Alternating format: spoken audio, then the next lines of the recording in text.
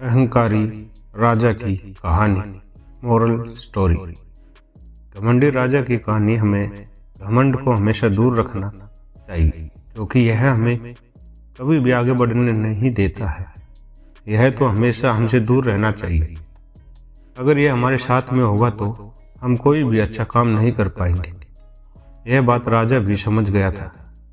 उसके बाद राजा ने घमंड छोड़ दिया था। हमें भी घमंड छोड़ देना चाहिए। जब सेनापति अपने साथ कुछ सिपाहियों को लेकर कर वसूलने के लिए जा रहे थे, तो रास्ते में उन्हें एक आदमी मिला और सेनापति ने उस आदमी से कहा कि तुमने बहुत समय से अपना कर नहीं दिया है।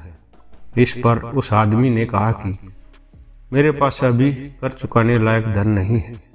फिर सेनापति ने उसे पकड़कर अपने साथ ले गए और राजा के सामने उपस्थित किया और कहा कि आदमी कर देने से मना कर रहा है। इस पर राजा ने कहा कि इसे अगले दिन बुलाना, मैं इसे सजा सुनाऊंगा। आदमी उस बहुत गिड़गिड़ाया और कहने लगा, महाराज मुझे माफ करना, मेरे पास इतना धन नहीं है कि जिससे कि मैं आपका कर चुका सकूं। तभी राज्य में एक साधु महाराज पधारे और फिर उन्होंने देखा कि राजा अत्याचार कर रहे हैं और साधु ने कहा कि आप ऐसा क्यों कर रहे हो। इस पर राजा ने कहा कि अगर तुम भी ज्यादा सवाल जवाब करोगे तो मैं तुम्हें भी सजा सुना दूंगा। मैं इस देश में महान राजा हूं, मैं सब कुछ जीत चुका हूं।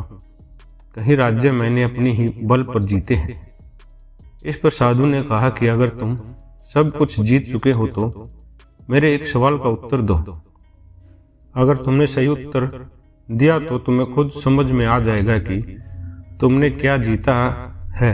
तो साधु ने पूछा कि अगर मैं तुम्हें एक ऐसी जगह पर लाकर खड़ा कर दूं जहां पर कुछ भी न हो, तुम क्या करोगे। राजा ने कहा कि मैं फिर अपने खाने पीने की तलाश करूंगा।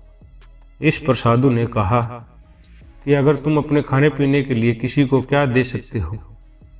राज्य ने कहा कि मैं अपने खाने पीने के लिए अपना आधा राज्य भी दे सकता हूँ।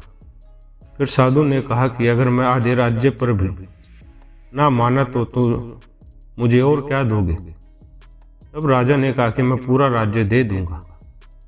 फिर साधु ने कहा है कि आप देख लो कि तुम्हारे पास क्या है। तुम अपने खाने पीने के बदले पूरा राज्य देने के लिए तैयार हो। अगर तुम्हें खाना न मिले तो तुम उसके लिए सब कुछ देने के लिए तैयार हो या नहीं। तुम्हारे पास इसके बाद कुछ भी नहीं रहेगा।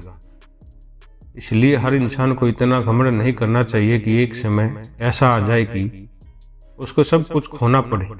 राजा को बात समझ में आ गई। को भी बहुत घमंड था।